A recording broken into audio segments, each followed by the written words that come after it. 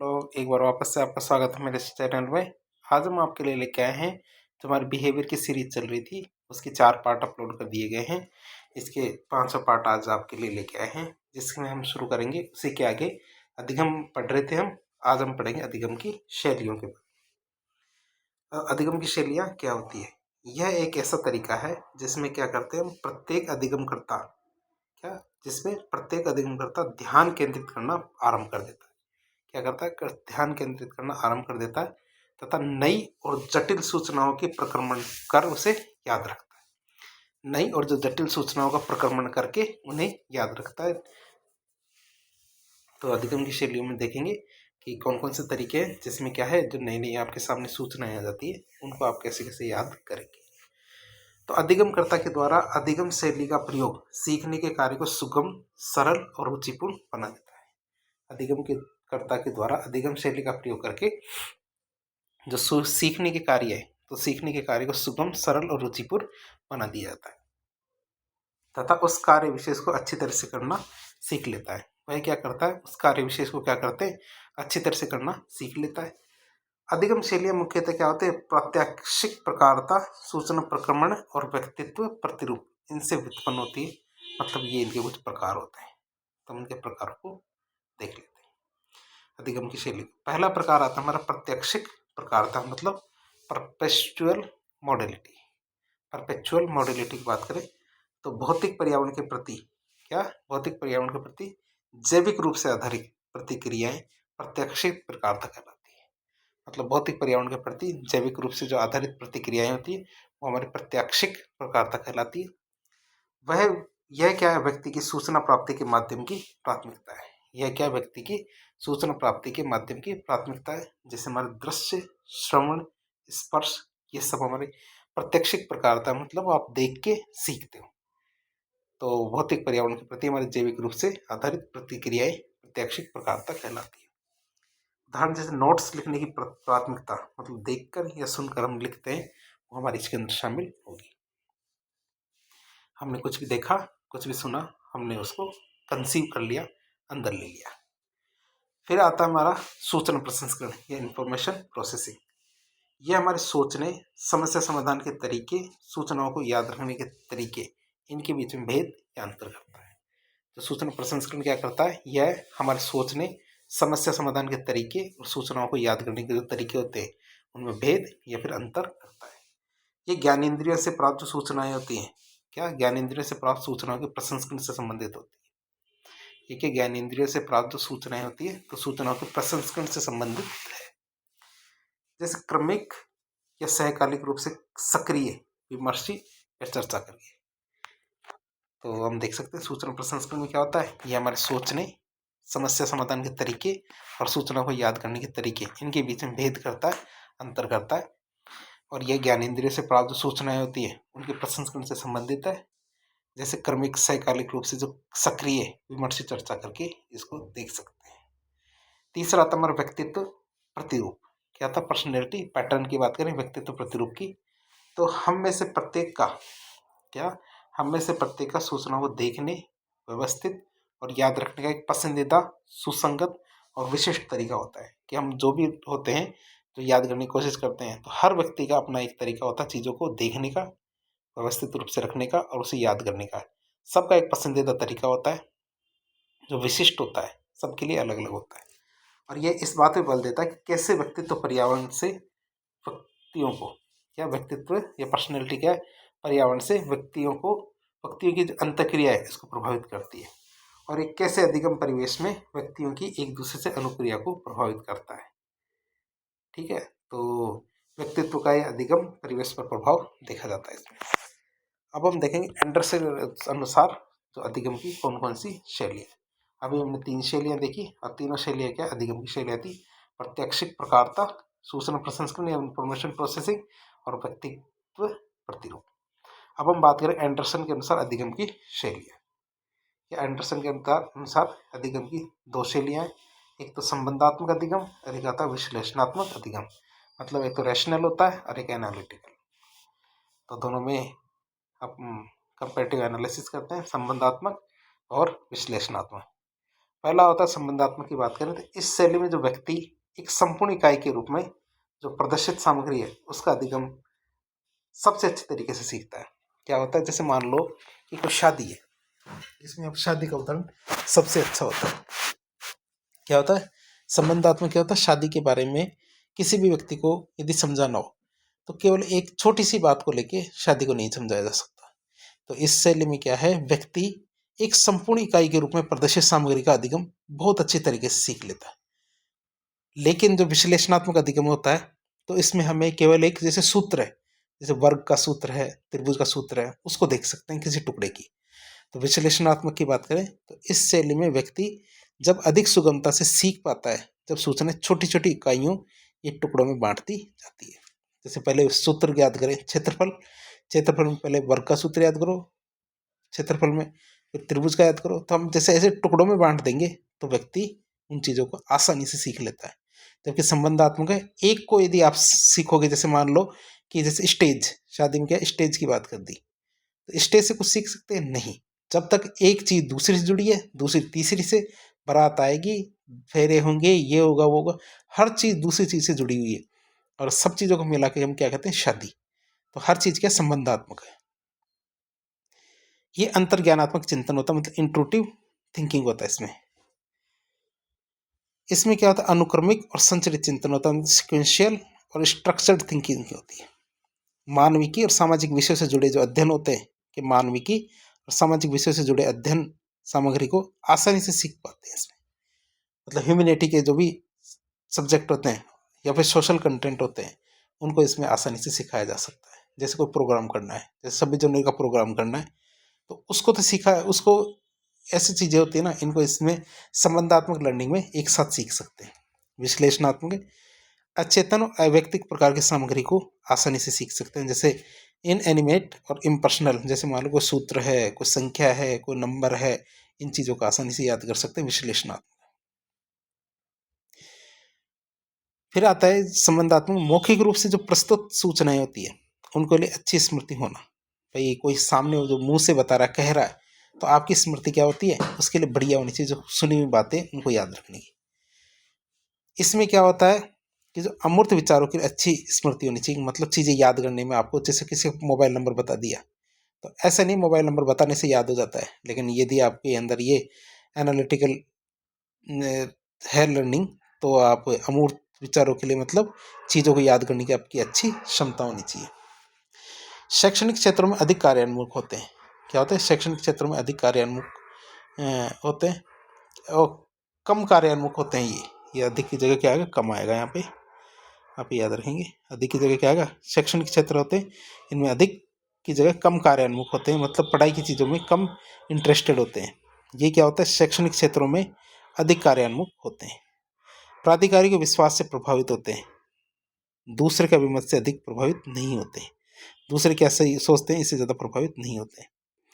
फिर आता उद्दीप्त न करने वाले कार्यों से हट जाते हैं, जिस चीज़ों में मज़ा नहीं आता वो कार्य नहीं करते। ये उद्दीप्त नए कार्य करने वाले कार्यों में भी लगे रहते हैं, जैसे वैज्ञानिक खोज करते हैं।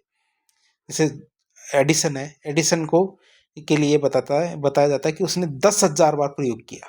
क्या 10,000 बार प्रयोग किया, तब जाके 10,000 बार में उसे बल्ब का आविष्कार किया। तो इसमें क्या है उद्दीपित न करने वाले कार्यों में भी ये लगे रहते हैं, जिसमें यदि आपको सफलता ना मिले तो भी उस कार्य को करते रहते हैं।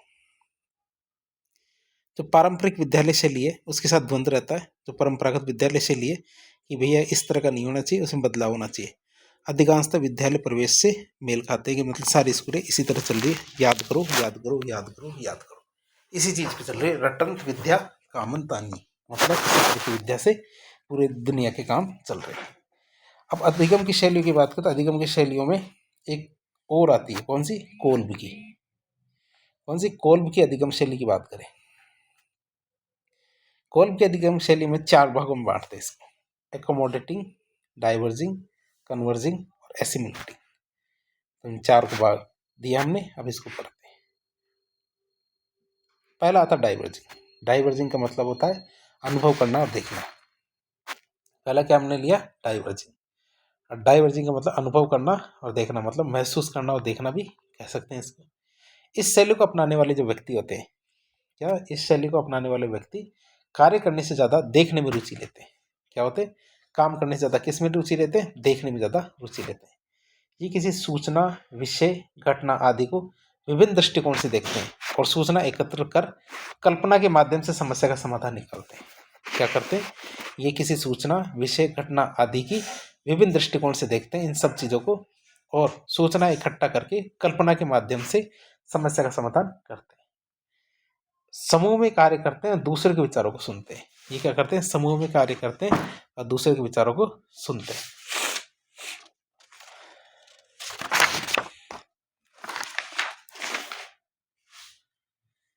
फिर आता हमारा एसिमिलेटिंग। क्या था? एसिमिलेटिंग, यह मतलब देखना और चिंतन करना। क्या था? देखना और चिंतन करना। एक मिनट।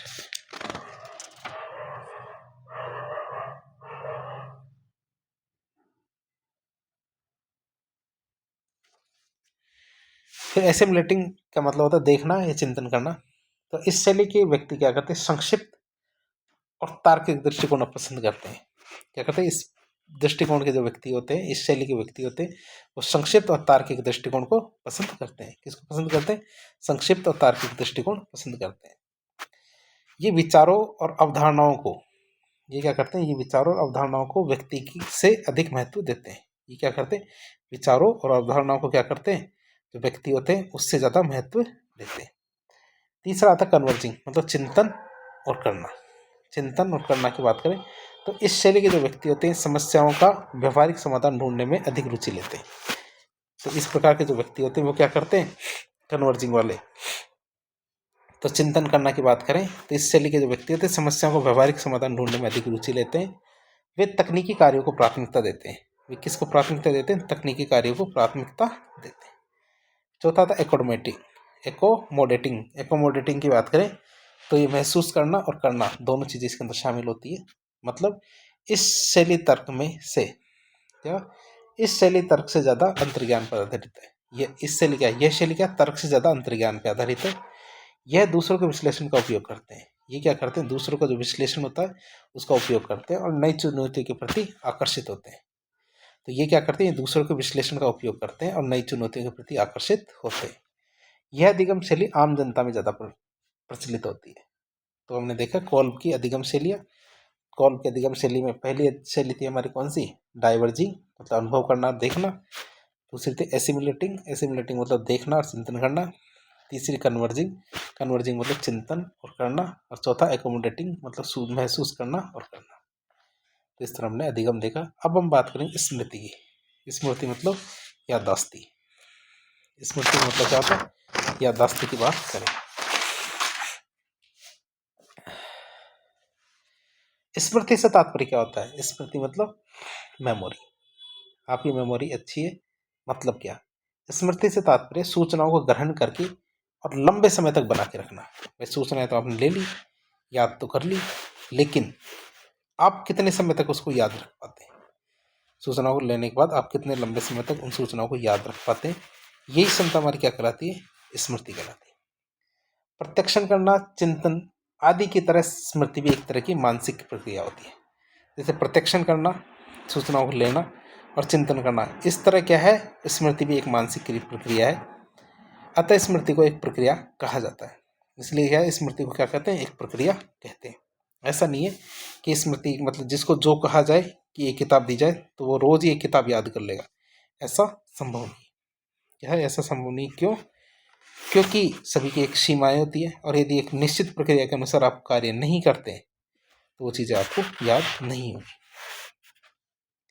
इसमें क्या 3 स्वतंत्र लेकिन अंतर संबंधित चरण होते हैं। जो स्मृति होती है, स्मृति को एक क्या प्रक्रिया माना जाता है और इस प्रक्रिया में क्या 3 स्वतंत्र लेकिन अंतर संबंधित चरण होते हैं। और वो चरण कौन कौन से होते हैं? पहला होता है एनकोडिंग। पहला चरण क्या होता है? एनकोडिंग। तो एनकोडिंग होता है। दूसरा चरण होता है स्टोरेज। तीसरा चरण होता है रिट्राइवल। पहला चरण होता है एनकोडिंग का मतलब जिस चीज़ को आप याद कर रहे हो उसकी बात कर रहे हैं। तो उसकी शुरुआती चरण होता है कूट संकेतन। कूट संकेतन क्या होता है? यह स्मृति की पहली अवस्था होती है। कूट संकेतन क्या होता है? यह स्मृति की पहली अवस्था है। इसमें सूचनाओं को पहली बार प्राप्त किया जाता है और उसका पंजीकरण किया जाता है। इसमें क्या होता है, सूचना को पहली बार प्राप्त किया जाता है और उसका पंजीकरण किया जाता है, और प्राप्त सूचना का कुछ अर्थ निकाला जाता है ताकि हमारी स्मृति इसका दोबारा से उपयोग कर सके।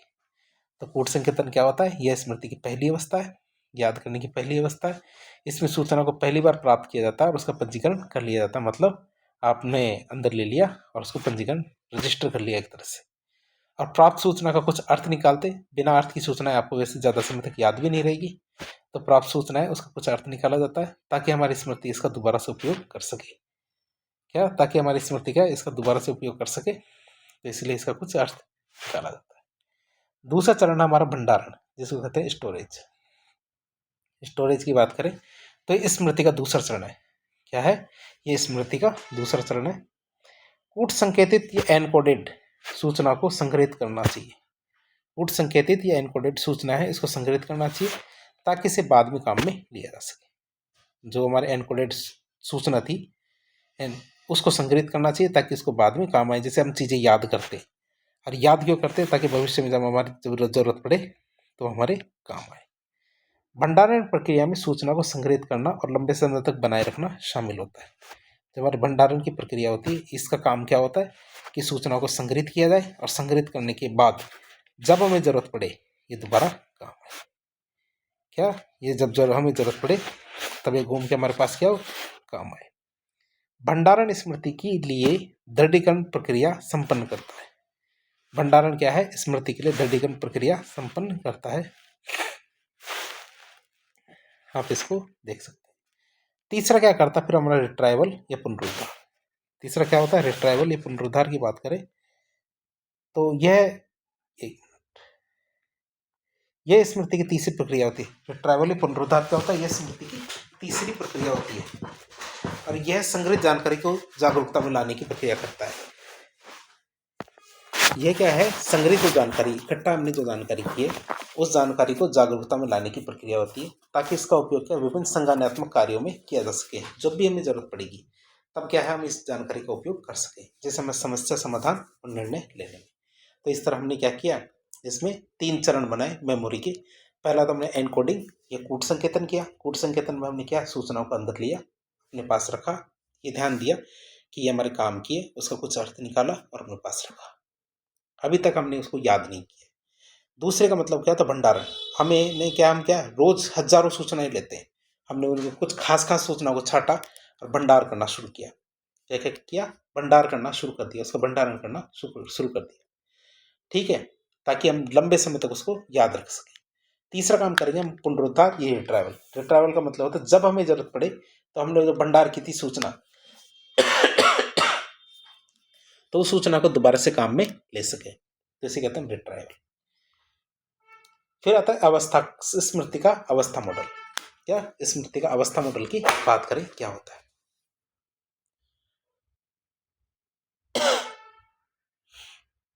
स्मृति का अवस्था मॉडल की बात करते हैं, एटकिंसन और शिफ्रिन ने स्मृति का अवस्था मॉडल दिया था। किसने स्मृति का अवस्था मॉडल किसने दिया, एटकिंसन और शिफ्रिन ने हमारी स्मृति का अवस्था मॉडल दिया। इसके अंदर 3 चीजें हैं। सबसे पहले हमारे पास क्या है, सूचनाएं हैं। क्या है, सबसे पहले सूचनाएं। सूचना जाएगी कहाँ पे, हमारी संवेदी स्मृति में। किस में जाती है, संवेदी स्मृति में जाएगी, जिसको हम क्या कहते हैं, सेंसरी मेमोरी भी कहते हैं।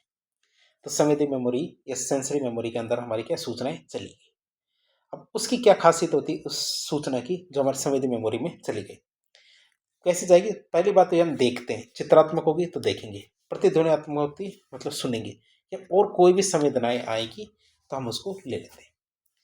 संचय क्षमता क्या होती है, वृहद, मतलब इस संवेदी स्मृति की क्षमता कितनी होती है, वृहद, मतलब बहुत सारी सूचनाएं हम एक साथ ले सकते हैं। जैसे हम ट्रेन में बैठे और ट्रेन में बैठे बैठे बैठे बैठे हम पता नहीं कितनी फोटोएं देखते हैं, कितने वृक्ष देते हैं, कितने लोगों को देखते रहते हैं। और अवधि की बात करें, कितने समय तक हमारे दिमाग में रहती है, 1 सेकंड से कम समय तक। कितना, 1 सेकंड से कम समय तक ही हमारे दिमाग में रहती है। ये वाली सूचनाएं कितनी, 1 मिनट से कम, 1 सेकंड से भी कम समय के लिए हमारे दिमाग में रहती है संवेदी स्मृति। फिर इसमें कोई अवधान आता है। क्या आता है, अवधान आता है।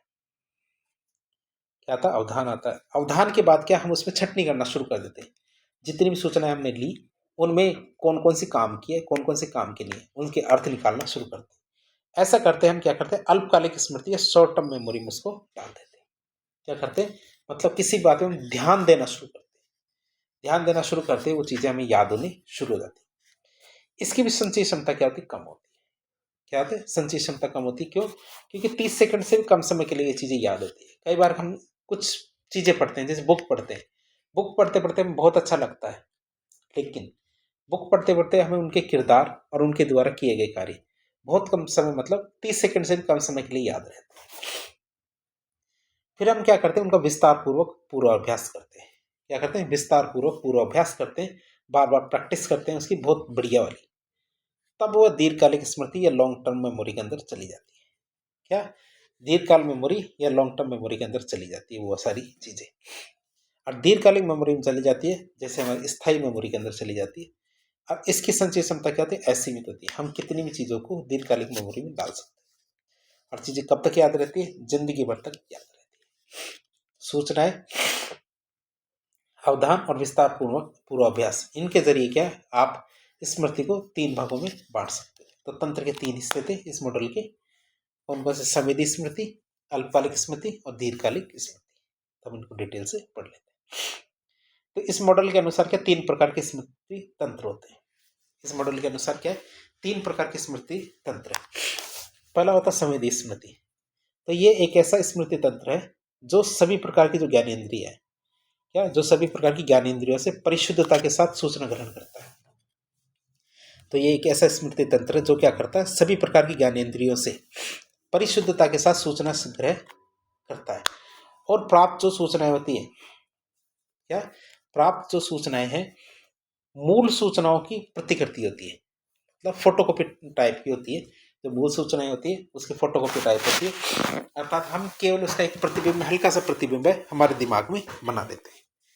अब बात करें भंडारण क्षमता की, तो भंडारण क्षमता इसकी कितनी होती है, वृहद, अर्थात हम एक दिन में लाखों चित्र देखते हैं, लाखों लोगों को देखते हैं, लेकिन याद को ऐसा भी नहीं रहता। अब कितने समय तक याद रहती है, 1 सेकंड से भी कम समय के लिए वो चीजें याद रहती है। कोई भी नई सूचना सबसे पहले कहाँ जाती है, हमारी संवेदी स्मृति में। संवेदी स्मृति में जब तक हम चीजों को ध्यान नहीं देते, वो चीजें हम कितनी भी देख लो, कोई लिमिट नहीं रहती। फिर आती है हमारी अल्पकालिक स्मृति। क्या आती है, हमारी अल्पकालिक स्मृति आती है, मतलब जिन सूचनाओं पर हम ध्यान देना शुरू कर देते हैं, या जिन सूचनाओं पर हम ध्यान देते हैं वे हमारे द्वितीय स्मृति भंडार में चली जाती है। किस में चली जाती है, द्वितीय स्मृति भंडार में चली जाती है। जिन सूचनाओं पर हम ध्यान देते हैं वे हमारी क्या है, द्वितीय स्मृति भंडार में चली जाती है, प्रवेश कर जाती है। इसे हम अल्पकालिक स्मृति कहते हैं। क्या कहते हैं, अल्पकालिक स्मृति कहते हैं इसे। और अवधि की बात करते हैं 30 सेकंड तक हमारे दिमाग में रुकती है। कितने समय तक, 30 सेकंड तक हमारे दिमाग में रुकती है। यदि उस सूचना का निरंतर अभ्यास न किया जाए, क्या, उस सूचना का निरंतर अभ्यास न किया जाए तो इस सूचना का क्षय हो जाता है, मतलब इस सूचना हमारे दिमाग से गायब हो जाती है। और सूचना का कूट संकेतन मुख्य रूप से ध्वन्यात्मक होता है। क्या होता है, ध्वन्यात्मक होता है। मिलर के अनुसार देखें तो अल्पकालिक स्मृति की क्षमता को खंडनीय विधि के द्वारा बढ़ाया जा सकता है।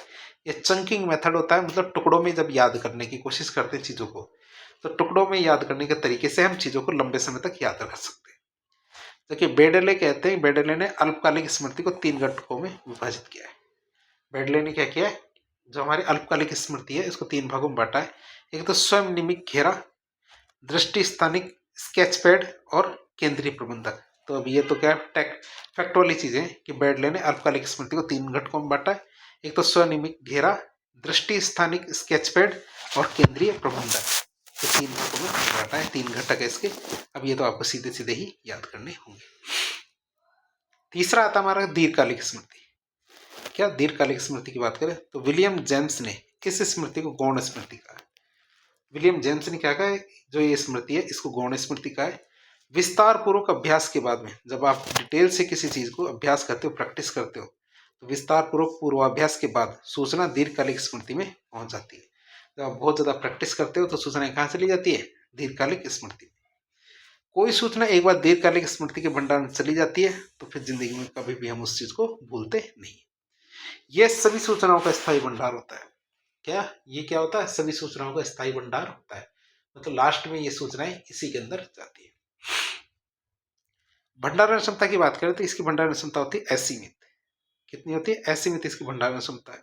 और अवधि की बात करें तो जिंदगी भर तक चीजें याद रहती है। नोट की बात करें कि सूचना एक भंडार से दूसरे भंडार तक कैसे पहुंचती है, इसके प्रश्न के उत्तर में एटकिंसन और शिफ्रिन ने नियंत्रण प्रक्रियाओं का एक विचार दिया था। क्या नियंत्रण प्रक्रियाओं का एक विचार दिया था किसने? एटकिंसन और शिफ्रिन।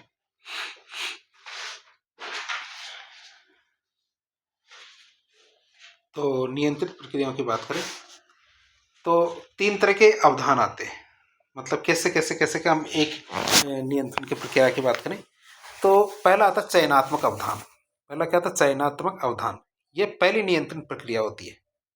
पहला क्या था? चयनात्मक अवधान। हमने चित्र में भी देखा था, जैसे चित्र में आपको दिखा दे, जैसे ये चित्र ही था वो, और क्या है, ये चयनात्मक अवधान है, उसकी बात करेंगे।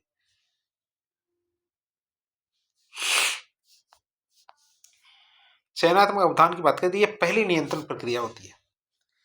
ये पहली नियंत्रण प्रक्रिया ये सुनिश्चित करती है कौन सी सूचना संवेदी स्मृति से अल्पकालिक स्मृति में जानी चाहिए या नहीं।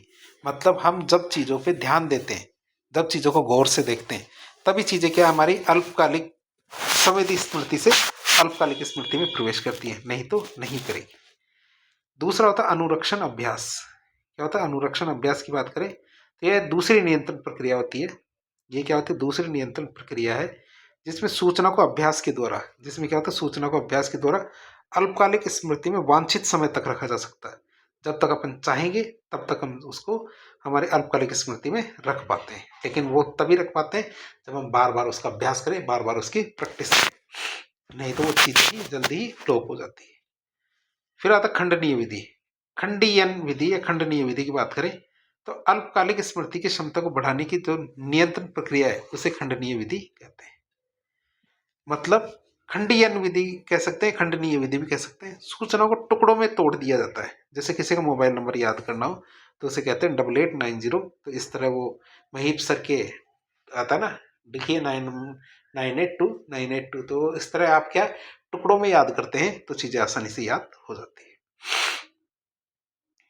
बात करें हमारे, फिर आता हमारा विस्तार पूर्वक अभ्यास। क्या था? विस्तार पूर्वक पूर्वाभ्यास की बात करें तो इस नियंत्रण प्रक्रिया के द्वारा सूचना अल्पकालिक स्मृति से दीर्घकालिक स्मृति में प्रवेश करती है।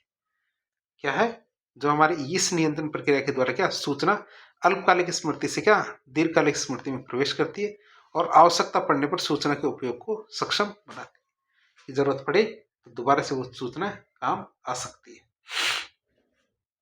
इसमें धारित की जाने वाली सूचनाएं इसको दीर्घकालिक स्मृति में पूर्व निहित सूचना के साथ जोड़ने का प्रयास किया जाता है। इसमें क्या किया जाता है? धारित की जाने वाली जो सूचना है इसको दीर्घकालिक स्मृति में पूर्व निहित सूचना के साथ जोड़ने का प्रयास किया जाता है। जो पहले से हमारे पास सूचना है उसके साथ जोड़ के इसको याद करने की कोशिश की जाती है। अब हम बात करें टवलिंग का स्मृति मॉडल। इसका टवलिंग का स्मृति मॉडल की बात करें तो ये क्या है? जैसे हमारी दीर्घकालिक स्मृति है, इसको दो भागों में बांटा है हमने। एक स्पष्ट स्मृति जिसे घोषणात्मक स्मृति भी कहते हैं, और एक होता है हमारा अस्पष्ट स्मृति मतलब प्रक्रियामूलक स्मृति या प्रक्रिया मूलक स्मृति में बांटेंगे। घोषणापरक मतलब डिक्लेरेटिव मेमोरी, और एक होता है प्रोसीजरल मेमोरी। डिक्लेरेटिव का मतलब होता है जो चीजें कभी बदल नहीं सकती, जैसे कोई तारीख है, कोई तथ्य है, कोई घटना है। तो दीर्घकालिक स्मृति की बात करते हैं टवलिंग की, कि हमें लंबे समय तक कौन सी चीजें याद रहती है। तो इसको उन्होंने दो भागों में बांटा। एक तो चीजें पर्टिकुलर है, जो घोषणा परक है, मतलब कि भैया इस तारीख को इस चीज को इतने फैक्ट वाली चीजें हैं। दूसरा अस्पष्ट, तो जैसे कार्य को कैसे करते हैं, जैसे मैं साइकिल चलाना, चाय बनाना, ये लंबे समय तक याद तो रहता है, लेकिन हम बाद में जैसे 20 साल बाद कहेंगे ना कि हमने सीखा कैसे था, वो भूल जाएंगे, लेकिन सीखा हुआ हमें हमेशा याद रहेगा। जैसे व्यक्ति की भावनाएं कहें कि जैसे हमने पहली बार जो मूवी देखी थी, देख के बहुत मजा आया, लेकिन हो सकता है कि मूवी भूल जाएंगे, मूवी का नाम याद रहेगा, स्टोरी तक भूल जाएंगे, लेकिन हमें ये याद रहेगा कि मूवी देखी थी और हमें बहुत ज़्यादा मजा आया।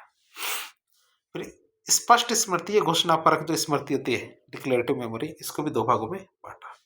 एक तो घटना परक स्मृति और अर्थगत या आर्थी स्मृति।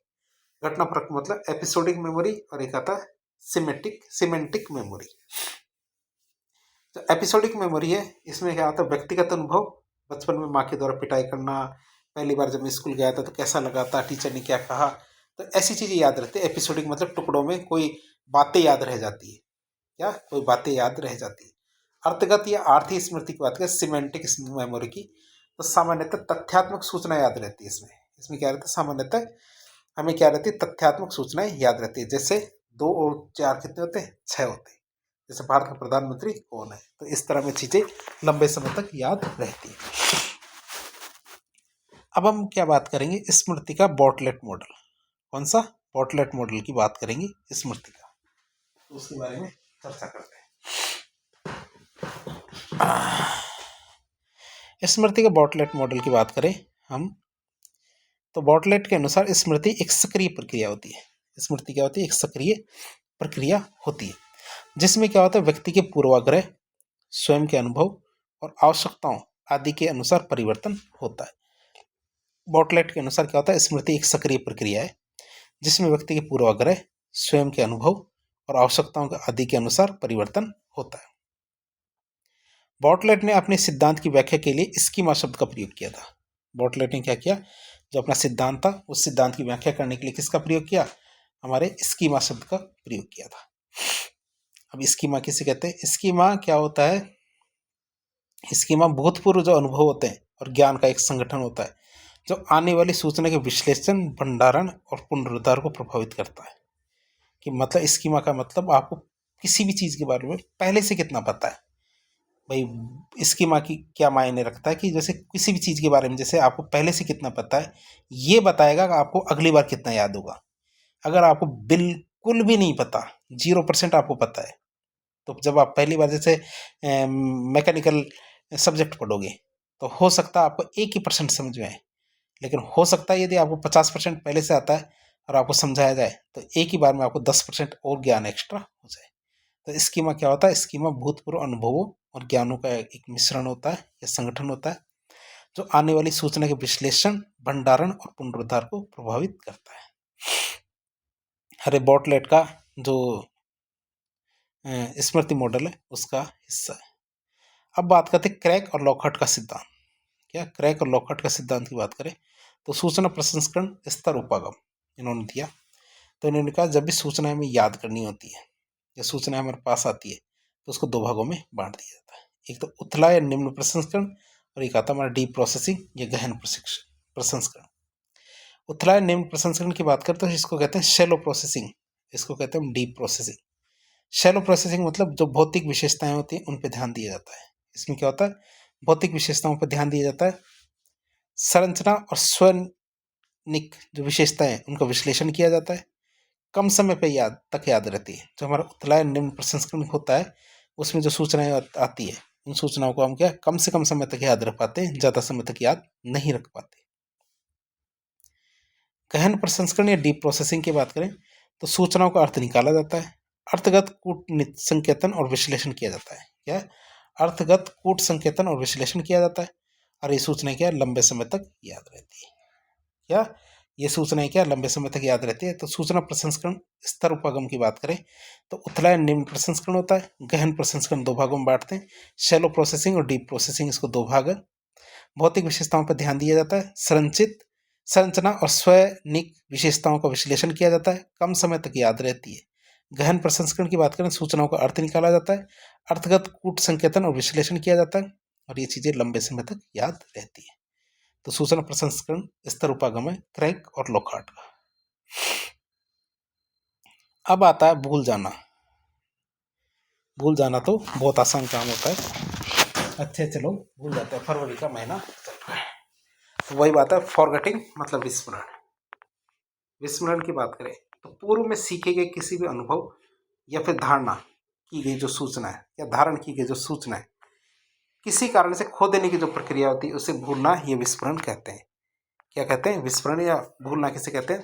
पहले से हमने कोई सीखा गया अनुभव है या धारण की गई कोई सूचना है किसी भी कारण से उसको खो देने की जो प्रक्रिया है उसे विस्मरण या भूलना कहते हैं। एबिंगहास ने इस विवरण के क्षेत्र में सबसे पहले प्रयोगात्मक अध्ययन शुरू किए थे। इसने शुरू किया था हम किसी भी चीज को क्यों भूल जाते हैं।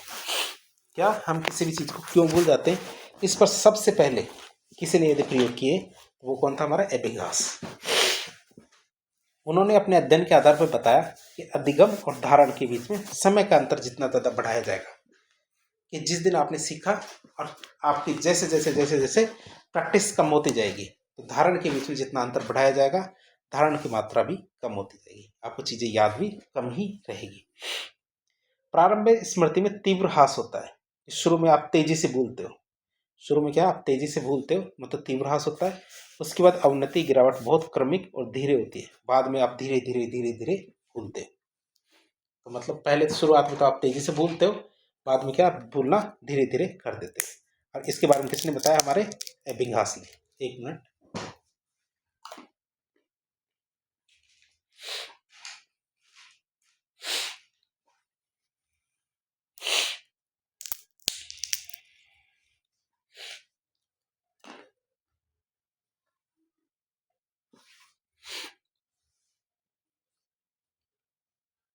तो अब शुरू करते हैं एबिंगहास की। तो एबिंगहास ने क्या किया? एबिंगहास वक्र दिया। एबिंगहास वक्र को हम थोड़ा जूम कर देते हैं,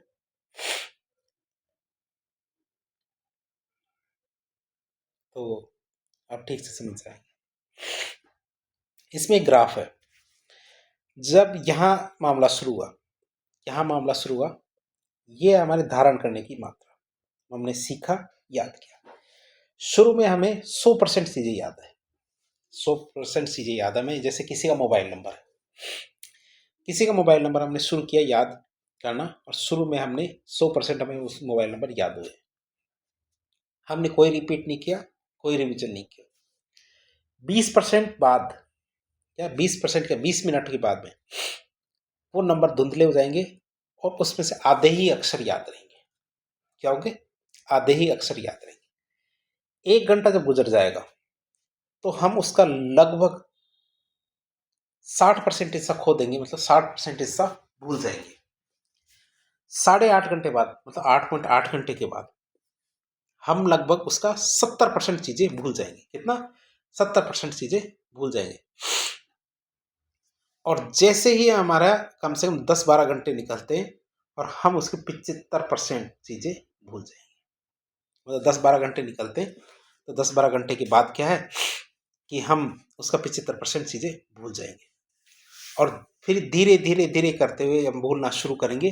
लेकिन शुरू में तो कि 20 मिनट में 50% भूल जाएंगे, लेकिन हम धीरे धीरे 1%, आधा परसेंट, 1%, आधा परसेंट, तो इस तरह तो भूलने की जो दर है समय के साथ धीरे धीरे कम होने लगेगी। अब ये हमारे क्या विस्मरण की दर है, क्या विस्मरण की मात्रा है कि शुरू में तो क्या है हम 0% भूलते हैं, फिर धीरे धीरे धीरे धीरे नीचे जाएंगे। नीचे जाने का मतलब हमारा भूलने की दर बढ़ जाती है। अब ये कह रहे हैं कि जब आप कि जैसे 3 से 4 दिन हो जाते हो किसी चीज़ को याद किए और आप उसका रिवीजन नहीं करते हो तो 75% चीज़ें आप भूल जाओगे। तो ये भी दिनों के हिसाब से भी है कि 100 दिन के बाद आप क्या है पूरी चीज़ें 100 क्या 31 दिन बाद आप यदि किसी चीज़ का रिवीजन नहीं करते हैं तो उसको 100% भूल जाएंगे। इसीलिए ये चीज़ पढ़ाई जाती है आपको कि आप इस चीज़ का महत्व समझें कि रिवीजन के लिए 31 दिन का मैटर होता है। और वैसे यदि बेहतर तो 21 दिन के लिए कहा जाता है कि यदि आप चीज़ों को 21 दिन बाद रिवीजन नहीं करते तो आप उसको तेज़ी से परमानेंटली भूल जाएंगे। फिर आता विस्मरण के सिद्धांत या कारक। क्या विस्मरण के सिद्धांत या कारकों की बात करें? पहला था हास्य अनुप्रयोग सिद्धांत, डीके या डिस इशू। ये सिस इशू नहीं, डिस है, ये डी है। डिस इशू सिद्धांत, डिस इशू नहीं, डिस यूज सिद्धांत। डीके या डिस यूज सिद्धांत की बात करें तो इस सिद्धांत का प्रतिपादन 1885 में एबिंगहास ने किया था। किसने? एबिंगहास ने किया था। इस सिद्धांत के अनुसार जब हम कोई सूचना सीखते हैं तब हमारे मस्तिष्क में स्मृति चिन्ह बनते हैं। क्या होता है? इस सिद्धांत के अनुसार जब हम कोई सूचना सीखते हैं तो हमारे मस्तिष्क में क्या होता है? स्मृति चिन्ह बनते हैं। परंतु सीखने के बाद जैसे जैसे समय बीतता है क्या होता है? परंतु सीखने के बाद जैसे जैसे समय बीतता जाता है अभ्यास और उपयोग के अभाव में, मतलब हम उस चीज़ का क्या अभ्यास करना भी बंद कर देते हैं और वो चीज़ हमारे काम आनी भी बंद हो जाती है। तो इन स्मृति चिन्हों का लोप हो जाता है। क्या होता है? वो स्मृति चिन्ह हमारे मस्तिष्क में बने थे, उनका धीरे धीरे क्या होता है? लोप हो जाता है, मतलब गायब होना शुरू होते हैं। और यह सिद्धांत क्या विस्मरण की पर्याप्त रूप से व्याख्या नहीं कर सकती। जो हमारा हास्य या अनुप्रयोग सिद्धांत है ये पूरी तरह से नहीं समझा पाता। दूसरा आता है हमारा कौन सा? अवरोध का सिद्धांत है, इंटरफेरेंस थ्योरी। दूसरा क्या आता है हमारा? इंटरफेरेंस थ्योरी या फिर अवरोध का सिद्धांत। तो इस सिद्धांत के अनुसार सीखने और याद करने में, इस सिद्धांत के अनुसार क्या, सीखने और याद करने में विभिन्न पदों के बीच में साहचर्य स्थापित हो जाता है और ये बिना किसी आपसी द्वंद के स्वतंत्र रूप से स्मृति में रहते, मतलब परमानेंट हमें याद रहते। तो अवरोध के सिद्धांत की बात करें, इस सिद्धांत के अनुसार सीखने और याद करने में विभिन्न पदों के बीच में साहचर्य संबंध स्थापित हो जाता है और ये बिना किसी आपसी द्वंद के स्वतंत्र रूप से स्मृति में रहते हैं। किंतु पुनरुद्धार के समय इन साहचर्यों में पुनरुद्धार हेतु प्रतिस्पर्धा होती है, जिससे क्या होता है, अवरोध उत्पन्न होता है। और फिर क्या होता है, दो प्रकार होते हैं इसके अवरोध के सिद्धांत के। अब ये बात होती है कि जैसे आपको ठीक से समझ में आ ही रहा होगा कि इस सिद्धांत के अनुसार सीखने और याद करने में विभिन्न पदों के बीच में साहचर्य संबंध स्थापित हो जाता है। जैसे मान लो मेरे मोबाइल नंबर कुछ है, 10 दिन बाद मैंने किसी के मोबाइल नंबर याद कर रखे, 10 दिन बाद वह आके कहता है मैंने अपने मोबाइल नंबर याद कर, वो क्या कहते हैं, बदल लिए, आप मेरे नए नंबर ले लीजिए, अब वो याद कर लीजिए। तो बताइए क्या मुझे वो नए नंबर याद हो जाएंगे? क्या मैं पिछले वाले जो मैंने नंबर याद कर रखे थे वो मैं क्या उनको भूल पाऊंगा? तो ये भूलना जरूरी है, क्योंकि मैं भूलूंगा तभी नए नंबर याद रख पाऊंगा। क्या मैं भूलूंगा तभी ये नए नंबर याद रख पाऊंगा। तो यही हमारा अवरोध का सिद्धांत आता है, मतलब जो चीजें याद नहीं करने देता, अवरोध कर रखता है। अवरोध भी दो तरह के होते हैं, एक तो अग्रोन्मुखी अवरोध या अग्रलक्षी अवरोध, व्यवधान मतलब प्रोएक्टिव इंटरफेरेंस। जब पहले सीखी गई क्रिया बाद में सीखी गई क्रिया के प्रत्याठान में अवरोध करती है, मतलब दोबारा से याद करने में दिक्कत करती है। मतलब पहले से अब जैसे मैंने किसी के मोबाइल नंबर याद कर रखे और बाद में, जैसे ये उदाहरण में, ये पुराने मोबाइल नंबर याद होने के कारण दोस्त के नए मोबाइल नंबर याद नहीं कर पाना, कि हम नए मोबाइल नंबर याद ही नहीं हो पा रहे, क्यों? क्योंकि हमने पुराने नंबर याद कर रहे हैं। जब मैं उनको भूलूंगा तभी तो नया याद आएगा। फिर आता पृष्ठोन्मुखी अवरोध, व्यवधान या पूर्वलक्षी, मतलब रिट्रोएक्टिव इंटरफेरेंस। क्या रिट्रोएक्टिव इंटरफेरेंस की बात करें तो नई सूचनाओं के एकत्रीकरण के बाद, क्या नई सूचनाओं के एकत्रीकरण के बाद पुरानी सूचनाओं को स्मरण करने में कठिनाई आती है। नई सूचनाओं को इकट्ठा करने के बाद क्या होता है, पुरानी सूचनाओं को स्मरण करने या याद करने में दिक्कत आती है, कठिनाई आती है। इसे पूर्वलक्षी या पृष्ठोन्मुखी अवरोध या व्यवधान कहते हैं। जैसे दोस्त के नए मोबाइल नंबर याद होने पर पुराने नंबर याद ना आना, कि जब दोबारा दूसरे नए नंबर जब हमें याद हो जाएंगे तब उसके पुराने नंबर याद ही नहीं आएंगे। तो ये अवरोध का सिद्धांत है। तीसरा आता हमारा कूट संकेतन असफलता। क्या था? कूट संकेतन असफलता की बात करें तो सूचनाओं का उचित कूट संकेत नहीं हो पाने के कारण, क्या सूचनाओं का उचित कूट संकेतन नहीं हो पाने के कारण ये दीर्घकालिक स्मृति में प्रवेश ही नहीं कर पाते। मतलब कूट संकेतन तो हुआ लेकिन कूट संकेतन ठीक तरह से नहीं हुआ, तो इस वजह से क्या है, वो सारी सूचनाएं दीर्घकालिक स्मृति में प्रवेश ही नहीं कर पाती। इससे सूचनाओं का प्रत्यापन नहीं हो पाता, मतलब जब हमें जरूरत पड़ती है तब वो हम तुरंत ही भूल जाते हैं। तो उनकी बात है तो इन सूचनाओं का प्रत्यापन नहीं हो पाता। फिर आता सुदृढ़ीकरण असफलता। स्मृति में संचित कूट संकेतित सूचनाओं का सुदृढ़ीकरण नहीं हो पाता, जिससे दीर्घकालिक स्मृति का निर्माण नहीं हो पाता और हम चीजें भूल जाते हैं। भाई हम चीजें क्यों भूल जाते हैं? क्योंकि स्मृति में जो संचित कूट संकेतित सूचना उनका सुदृढ़ीकरण नहीं हुआ, मतलब हमने इसको इतना कंठस्थ याद किया ही नहीं, तो याद हमें हुआ भी नहीं। तो याद करेंगे तो ही याद होगा, वही नियम काम करता है, याद करेंगे तो ही याद होगा। अपने आप कोई चीज याद नहीं होती। आप ये सोचे किसी चीज को देख लिया, सुन लिया और आपको चीजें याद हो गई, देखने और सुनने से कोई भी चीजें याद नहीं होती है। तो ये सभी के लिए लागू होती है। याद करने के लिए आपको याद ही करना पड़ेगा, अगर आप सुनेंगे देखेंगे तो चीजें कभी भी याद नहीं होती है। तो बात करें अगला सिद्धांत, अगला आता पुनरुद्धार असफलता सिद्धांत।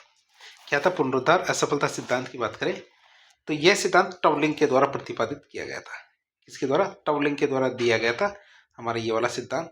तो दीर्घकालिक स्मृति में संचित सूचना का समय पर प्रयोग नहीं कर पाना पुनरुद्धार असफलता का सिद्धांत कहलाता है। क्या? पुनरुद्धार असफलता का सिद्धांत कहलाता है कि जब जरूरत पड़े हमें और हम स्मृति उस चीज को याद ही नहीं कर पाए, तो ये क्या कहलाएगा? हमारा पुनरुद्धार असफलता का सिद्धांत कहलाएगा। और यह विस्मरण प्रत्यापन के समय पुनरुद्धार के संकेतों के अनुपस्थित या अनुपयुक्त होने के कारण होता है। तो ये विस्मरण क्या होता है, प्रत्यर्पण के समय क्या होता है, पुनरुद्धार के जो संकेत होते हैं ये अनुपस्थित हो जाते हैं, ये बेकार होते हैं। तो इस वजह से हम इनको याद ही नहीं कर पाते। पुनरुद्धार के संकेत क्या होते हैं, ये वे साधन होते हैं जो हमें स्मृति में संचित सूचनाओं को पुनः प्राप्त करने में मदद करते हैं। कई बार क्या होता है कि बच्चे कहते हैं हमें केवल एक अक्षर बता दो, इसका एक अक्षर बता दो बाकी सब याद आ जाएगा। तो वो कहते हैं ना, एक अक्षर क्या होता है, पुनरुद्धार के संकेत होते हैं, जो याद आ जाए तो बाकी चीजें भी याद आ जाएगी। छठा सिद्धांत आता हमारा कौन सा, अभिप्रेरित विस्मरण। क्या था, अभिप्रेरित विस्मरण की बात करें तो दुश्चिंता और दोष भाव उत्पन्न करने वाली जो जीवन की अनुभूतियां होती है उनको दमन या गोपन माध्यम से भूलना, उनको दमन या गोपन के माध्यम से भूलना। सिगमंड फ्राइड के अनुसार हम भूलते हैं क्योंकि हम उस चीज को भूलना ही चाहते हैं, इसीलिए आप उसको भूल ही जाते हैं। उदाहरण के लिए महिलाओं से छेड़छाड़ की घटनाएं जो मानसिक आघात उत्पन्न करती है, तो महिलाएं उनको भूलना चाहती है, इसीलिए उनको भूल जाती है। फिर बात करें स्मृति वृद्धि की, हम अपनी बुद्धि का बढ़ा कैसे सकते हैं, मतलब बुद्धि नहीं कहते, इसे याददाश्त कैसे बढ़ा सकते हैं, स्मृति वृद्धि। स्मृति सुधार के बहुत सारे तरीके होते हैं जिन्हें स्मृति सहायक संकेत कहा जाता है। पहला आता है इसमें कौन सा, प्रतिमाओं के उपयोग से स्मृति सहायक संकेत। इससे प्रतिमाओं के संकेत उपयोग से हम क्या करते हैं, स्मृति सहायक संकेत काम लेते हैं। इस विधि में याद की जाने वाली सामग्री और इसके इर्द गिर्द सुस्पष्ट प्रतिमाओं की संरचना की जाती है। चीजें, जिस चीज को आप याद करना चाहते हो उसका एक बिल्डअप तैयार कीजिए। क्या कीजिए, बिल्डअप तैयार कीजिए, मतलब कोई प्रतिमाएं तैयार कीजिए जिससे आपके दिमाग में उसके स्मृति चिन्ह बनेंगे और वो आप चीजें याद कर पाओगे। जैसे मुख्य वर्ड या कीवर्ड विधि से भी आप चीजें याद कर सकते हो, जिसमें क्या होता है, सीखी जाने वाली सूचना को कीवर्ड के माध्यम से याद किया जाता है। जैसे कोई नई भाषा सीखते हैं वैसे, तो ये विधि रटने से ज्यादा बेहतर है, कीवर्ड से आप याद करो। दूसरे आते हैं हमारे कौन सी, स्थान विधि। दूसरी कौन सी विधि आती है, स्थान विधि। तो स्थान विधि में क्या होता है कि याद की जाने वाली सूचना है, याद की जाने वाली सूचना को वस्तु की प्रतिमा के रूप में अवस्थित किया जाता है। भाई जिस चीज को आप याद कर रहे हो, तो याद की जाने वाली जो सूचना है उसको वस्तु की प्रतिमा के रूप में व्यवस्थित किया जाता है। जैसे रिलायंस फ्रेश से सामान खरीदते समय चीजों को याद रखना कि कौन कौन सी चीजें हैं, तो चीजों को देख देख के चीजें याद रहती है। यह विधि एक क्रम में सूचना को याद करने में उपयोगी रहती है, लेकिन इसमें यह है एक चीज याद आती है तभी दूसरी चीज याद आती है। फिर संगठन के उपयोग में स्मृति सहायक संकेत की बात करें तो संगठन का तात्पर्य याद की जाने वाली सूचना सामग्री का एक क्रम सुनिश्चित करता है और ये पुनरुद्धार का कार्य सरल कर देता है। कि क्रम की बात करें, एक चीज याद आती है तो दूसरी भी याद आ जाएगी। क्रम की बात करें तो संगठन के रूप में चीजें याद करने की बात कर रहे हैं कि एक साथ एक चीज नहीं, बहुत सारी चीजें, लेकिन वो संगठन के रूप में। इनको कैसे याद करोगे, पहला आता खंडनीय विधि, मतलब छोटी छोटी इकाइयों को मिलाकर के बड़ी सूचना याद करना। क्या छोटी छोटी इकाइयों को मिलाकर आप क्या करते हो, बड़ी बड़ी सूचनाएं याद करते हो। फिर आता है प्रथम अक्षर तकनीक। याद किए जाने वाले प्रत्येक अक्षर का पहला अक्षर होता है। जैसे हम विबिग्योर कलर होता है, ओशियन है थ्योरी, फिर बिग 5 फैक्टर थ्योरी में ओशियन थ्योरी, तो इसमें हम क्या करते हैं, प्रथम अक्षर तकनीकों का। फिर आता है गहन स्तर प्रक्रमण। क्या आता है, गहन स्तर प्रक्रमण द्वारा। तो ये सिद्धांत क्रैक और लॉकहार्ट ने दिया था। तो सूचना के सतही गुणों पर ध्यान देने के बजाय उसके अर्थ पर प्रक्रमण करो, मतलब उसको ध्यान से देखो, गहन अध्ययन करोगे, चीजें याद होगी। सूचना के अर्थ और संबंधों से संबंधित आधिकारिक प्रश्न पूछना, जिससे चीजें याद रहेगी। फिर आता अवरोध को कम करो, मतलब अत्यधिक समान सूचनाओं को एक साथ याद करने से बचना चाहिए। बस समान सूचनाएं एक साथ आप याद करेंगे तो आपको चीजें कभी भी याद नहीं होगी। क्यों, क्योंकि समान सूचनाओं में आप उसको खो दोगे, मतलब चीजें याद नहीं रह पाएगी। तो एक साथ याद नहीं करनी चाहिए समान चीजें। कभी पढ़ो तो गणित गणित ना पढ़ो, विज्ञान विज्ञान ना पढ़ो। आगे बात करें पर्याप्त पुनरुद्धार संकेत रखना। याद की जाने वाली सामग्री में निहित जो पुनरुद्धार संकेत है उनको पहचानना आपको आना चाहिए। यदि आपने अभी पहचान लिया तो बाद में भी पहचान लोगे। फिर आता हमारा PQRST विधि। ये थॉमस और रॉबिन्सन ने दी थी। कौन सी विधि है, PQRST विधि। ये हमारे थॉमस और रॉबिन्सन ने दी थी। पी का मतलब होता है पूर्व अवलोकन, मतलब प्रीव्यू, मतलब सूचना पर सरसरी नजर डालो। हमें याद करने के तरीके देख रहे हैं। क्यू का मतलब क्वेश्चन, या प्रश्न करना, कि पाठ में से प्रश्न देखना। फिर आता रीड, मतलब आर, मतलब पढ़ना शुरू करके उत्तर खोजना। फिर आता सेल्फ रिविजन, मतलब स्वतः जोर जोर से पढ़ना। फिर टेस्ट के बाद जो पढ़ा उसको लिख कर याद करना कि हमें याद हुआ भी है कि नहीं। तो ये विधि है ना, स्कूली बच्चों में बहुत ज़्यादा काम आती है, PQRST विधि। तो इस तरह आज हमने क्या देखा, हमने स्मृति को देखा, याद करने को देखा, विस्मरण को देखा, स्मृति को बढ़ाने के तरीके देखे। तो आज के लेक्चर में हमने बहुत कुछ जानने की कोशिश की। तो इस प्रकार के इन्फॉर्मेटिव वीडियो देखने के लिए हमारे चैनल से जुड़े। वीडियो यदि पसंद आए तो वीडियो को लाइक करें, चैनल को सब्सक्राइब करें, अपने दोस्तों के साथ शेयर करें। हो सकता है हमारे वीडियो में बहुत सारी कमियां रही हो, लेकिन हमारा प्राथमिक उद्देश्य अभी जो RS मेंस की परीक्षा जून में है, उससे पहले जो भी कंटेंट है बच्चों के लिए या हमारे दोस्त साथी है उनके लिए जल्दी जल्दी उपलब्ध हो जाए, ताकि उनका वो आप तैयार भी कर सके, रिविज़न भी कर सके। ये हमारा प्राथमिक उद्देश्य है। कंटेंट के काफ़ी रिच बनाया गया। रिच का मतलब है कि कुछ भी इससे बाहर नहीं जाएगा। आप केवल विश्वास रखें और तैयारी करें। यदि थोड़ा बहुत भी आपको पसंद आया तो वीडियो को लाइक करें, चैनल को सब्सक्राइब करें, अपने दोस्तों के साथ शेयर करें। धन्यवाद।